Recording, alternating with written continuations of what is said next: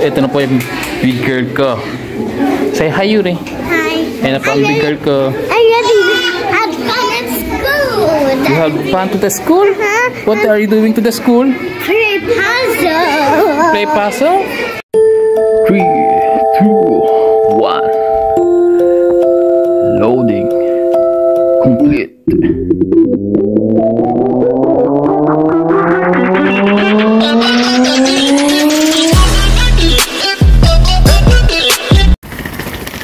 Yung mga Cubs, 8 oras lang ako sa trabaho ngayon. Samahan nyo akong sumundo, samahan nyo kaming sumundo sa panganay sa school. Naglalakad na kami ngayon mga Cubs, kasama ko buong pamilya. Asawa ko, yun ang una na, at yung aking bunso.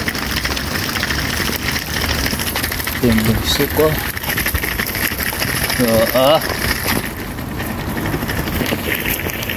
Susundo na ho kami ngayon sa anak namin sa school, mga Cubs. Ito ang daan namin papunta sa school ng panganay namin, mga Cubs. Yan, lalakad lang namin kasi malapit lang. Nagharap talaga kami ng school na malapit para hindi hassle sa pagsundo at pag hahatid, kasi mahirap nga maghatid at magsundo kung may kasamang batang maliit ang asawa ko, kaya lakad lang.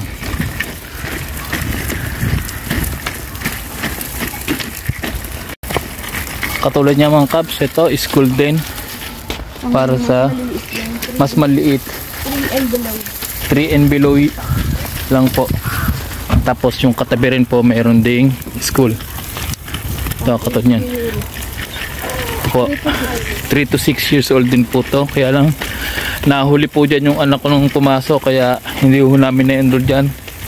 Dito po kasi mga Cubs, yung kung ipapasok nyo ang anak nyo sa school, kailangan mas maaga, April or May, kailangan may enroll nyo na yung bata. Ang start ho ng class dito is September, pero ang enrollan po ay nagsisimula ng April or May. Pag in-enroll nyo po ang anak nyo ng late na po lang, lampas ng April or May, pahirapan na sa slot. Pahirapan na po kayo sa slot. Pahirapan na po maipasok yung anak nyo sa school. Kaya ang mas maganda ho, maaga pa lang na i-enroll nyo na ang anak nyo, o nagpupunta na sa school kung saan gusto nyo i-school yung anak nyo ipasok, tapos i-enroll nyo na. Mas maganda yung ganun mga Cubs, kasi may hirapan talaga, baka hindi makapasok ang anak nyo ng school, maghihintay na naman kayo ng 1 taon. So ayan mga Cubs, tatawid lang kami ng kalsada, tapos konting lakad na lang, ando na kami sa school ng anak ko. Ayan, ito yung daan. Hinihingal na ako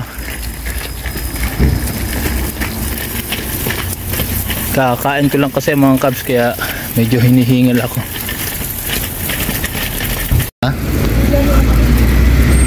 Tatawid ho kami dito mga Cubs sa pedestrian lane para makasundo sa anak namin. Dito mga Cubs sa Poland o sa ibang part ng Europe, pagka yung tatawid kayo, matik na ho dito, tumitigil na ho yung mga sasakyan para patawirin kayo. Sila ho yung nag-a-adjust dito. Hindi ko katulad dyan sa atin sa Pinas, gusto mong tumawid, di ka makatawid, para nakipagpatintero ka kay kamatayan. Dito ho, matik na ho, pagka yung nasa crosswalk ho kayo sa mismong tawiran, pedestrian lane, patatawirin ho kayo ng mga sakyan, titigil ho sila kahit gaano kabilis ang takbo nila, peprehin ho kagad nila yan para makatawid ka lang po. Ganun po dito, ganun po kadisiplina ang mga driver ho dito sa Poland. Hindi po katulad ng mga driver natin dyan sa Pilipinas na gusto mong makatawid, di ka makatawid. Talagang para nakipagpatintero ka kay kamatayan. Ayan po. Ang street na pong yan, mga kabs. Diyan na po yung daan papunta sa school ng anak ko. Konting lakad na lang po. Mga ilang minuto lang yung lakad namin. Siguro mga wala pa akong mga 10 minuto kaming naglalakad. Siguro mga 5 minuto lang o 6 na minuto lang ho. Po ang anak kong bunso, stroller. Medyo hindi maganda ho ang panahon ngayon mga kabs. Mula kahapon medyo nag-uulan at kulimlim o mahamog, o sadyang makulimlim na talaga kasi autumn na. Pero lalo pang pinakulimlim kasi nga nag-uulan ngayon. Hindi naman yung malakas na ulan, ambon lang. Kasi dito mga kabs, pagka umalahan, hindi naman totally talaga yung katulad ng ulan katulad ng sa atin. Ulan dito parang yung ambon lang sa atin dyan sa Pilipinas. Mahina lang. Hindi siya lumalakas. Parang wala nga ang bagyo dito. Parang walang dumadaang bagyo dito mga kabs.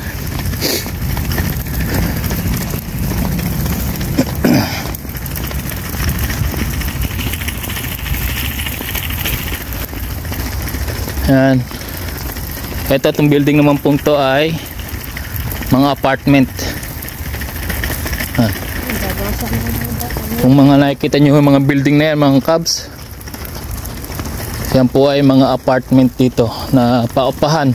O may mga nakatira na dyan, o may mga local na mismo nakatira dyan. Dyan na mismo nakatira, hindi na nila pinapaupahan.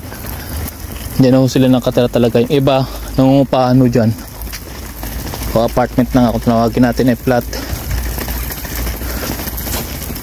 Yan, sakto ho, labasan na ng mga school. Katulad ho yan, no? Ito po, kaklase po ng anak ko to. Ay, hindi pala ho nakaklase ng anak ko, sabi ng asawa ko. Kalaro lang ho daw ho sa playground. Sendo na ho ng kanyang tatay. Yan na po, yan pong nasa harapan na makikita nyo na school, yan na po yung school ng anak ko.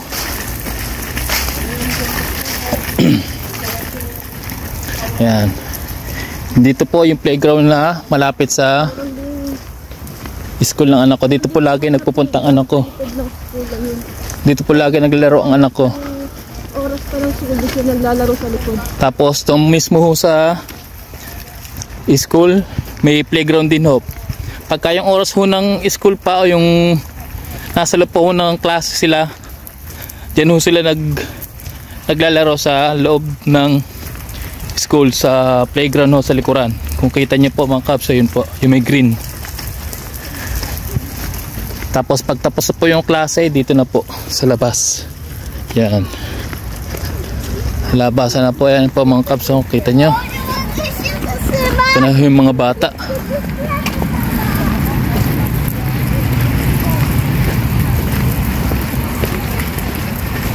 Ito na po, pasok na po tayo sa gate po, na sundo na po lahat. Wala pong naglalaro ngayon sa playground kasi medyo masama nga po ang ano. Ayan na po, Fred School, Mieski number 120 po. Yan po ang school.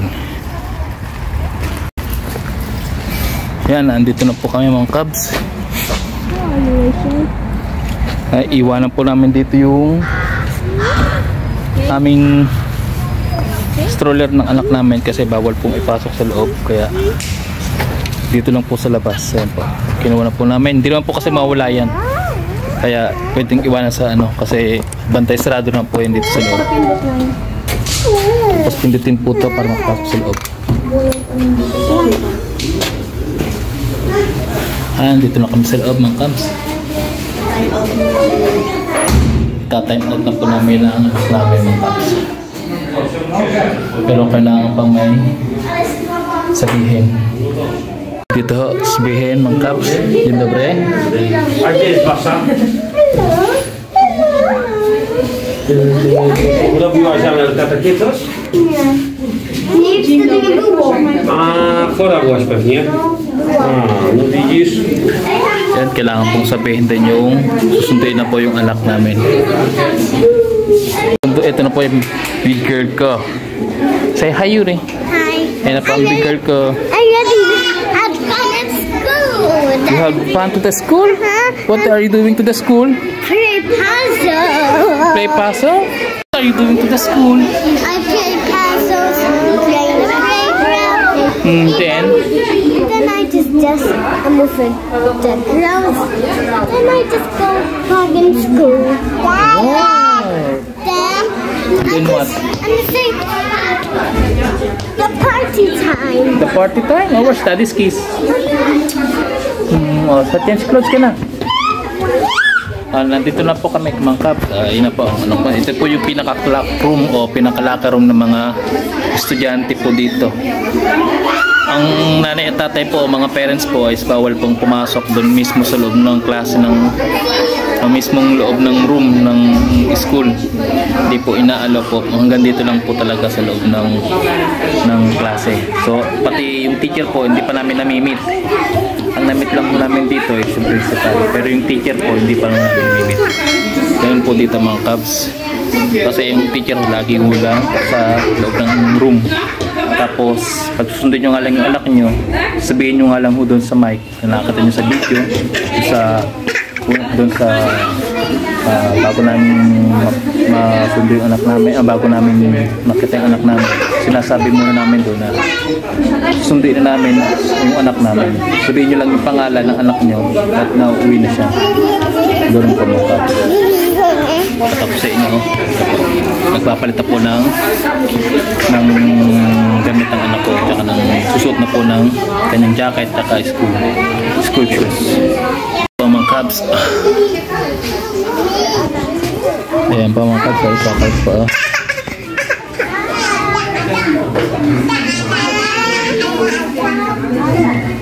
Nagsusuot na po ng jacket, nagre-ready na po. Kung makikita niyo po mga Cubs, dito lang po talaga sa loob ng classroom ang mga magkulang, mga parents.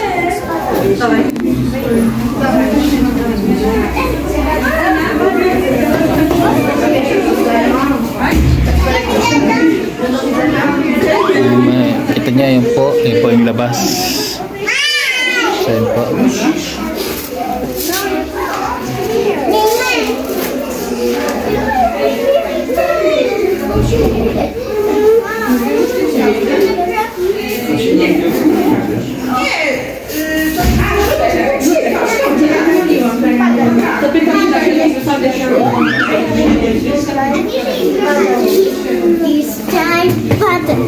Patatesh. Panya.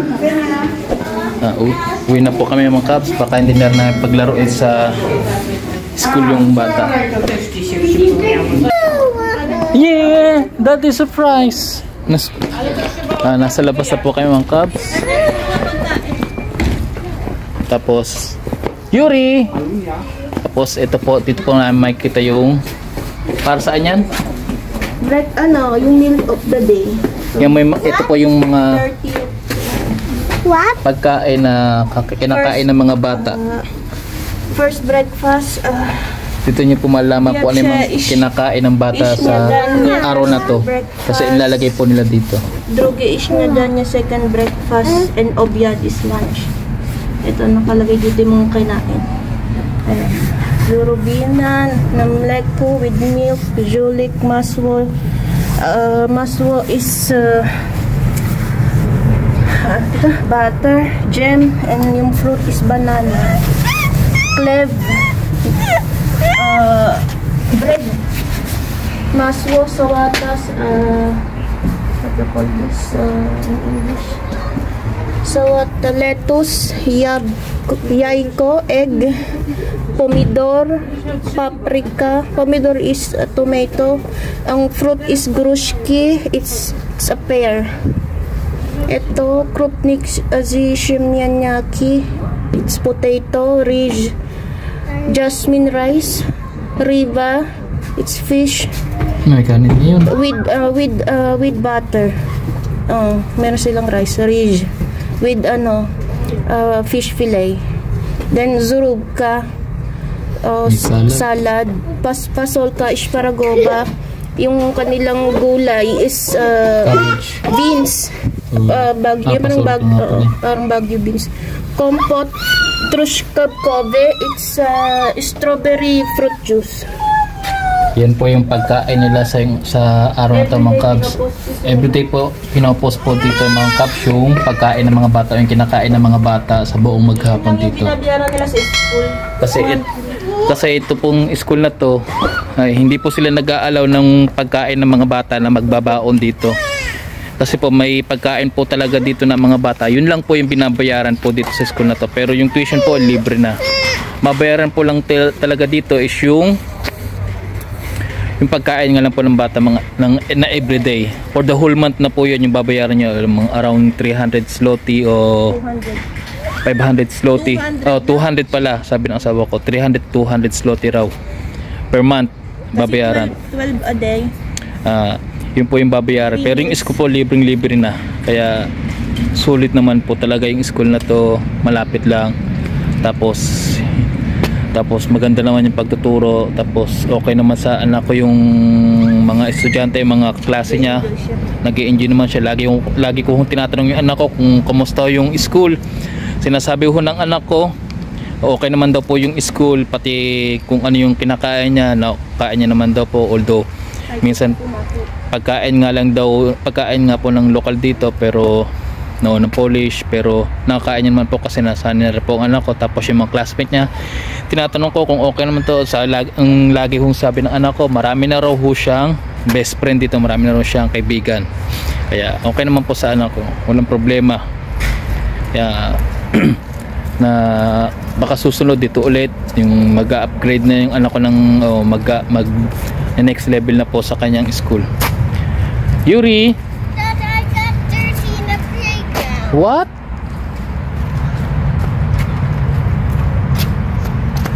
Because playground is so wet, right? I just fell down in the ground, now it's dirty. Why? Fell down to the ground. Oh look, you're dirty now because because it's raining today, right? It's wet. Daddy, I want something. And nahulog daw po ang anak ko sa palaruan. Nakatdiretso na po kagad kahit po nag-uulan. Ayan, pauwi na nga kami mga Cubs, pero nag-request na naman tong anak ko kahit araw-araw nang naglalaro dito sa playground, kahit medyo naulan ngayon at basa ang playground ng mga slide pati ang siso, gusto raw maglaro muna saglit. Kaya pagbigyan muna natin sa roundabout daw. Kaya pagbigyan natin yung anak ko na maglaro muna. Look at your tell hi Cubs. Hi Cubs. Hi, Cubs. Ang damo na po, ang dami pong dahon na nabagsakan na po dito sa playground. Palibasa nga po is autumn. Look at the playground. Look at the roundabout. Oh, it's wet, right? Because it's raining. Oh, Wait. and lalaro muna daw ho saglit ang anak ko. Daddy, someone mitten. Yes, that is scarf. No, panty. Ayan nga po mga Cubs, so naglalaro na yung anak ko sa Daddy, roundabout. Yuri, be careful, don't stand. this way. Hold tight. I'm not holding. Hold tight, ay. Wait, I'm dizzy. Wait a moment.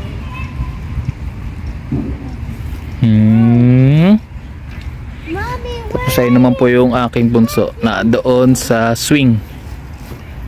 Pinunasan ba Tart? Baka basa ang puan. Wala pa naglalaro dito mga Cubs kasi nga po naulan. Tong anak ko lang po talaga ang pagkakulit-kulit. Gusto raw po maglaro muna bago umuwi. Kaya po pinagbigyan ko na. Dad, it's not fast. Do this way. Short time only, ha? Just a minute to play here. Because it's raining, right? Yes,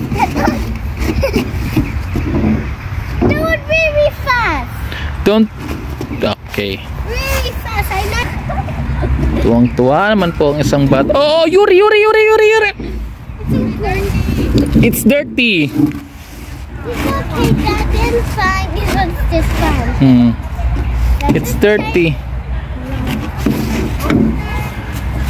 Don't make too fast. Ito naman po yung isang anak ko. Oh, nag-aambon na ulit. Nagsimula na ulit ang ulan. Nag-aambon na ulit. Ito yung isa kong anak ko. Yee! Ismail naman po ang baby girl ni Daddy. Ay, Hinahawakan ko yung... Gagalit pag hinahawakan ko yung... Enjoy naman. Di ba basa yung upuan? Yay! Flying kiss muna, flying kiss. Flying kiss muna. Pikit mata na lang yan. Dali. Yay! Pikit mata muna, dali, pikit mata. Yuri, dyan na. Ayaw. Yuri. Nakakain ko na po umuwi yung panganay ko at medyo na ulan na po talaga. Kaya hindi ho maganda mag-stay dito, baka magkasakit pa ho ang bata. Yuri! Let's go home na, dali na. Last one. Last one? Let's go home na. Dali na. Uwi na tayo. Dali na na. I need to stop. Oh. Ready? Set, go. Careful. Whoa. Oops. Let's go home na. It's raining now. It's getting... Oh, look at your hand. It's wet. Ew. Mga Cubs, uwi na po kami at hanggang dito lang rin po yung video namin. Susunod na lang po ulit na video natin mga Cubs. Susunod na lang po ulit mga Cubs na video natin. Pauwi na po kami at nag-uulan. So ingat na lang po kayo mga Cubs and God bless. Bye mga Cubs. So bye bye na to your... Bye bye. God bless.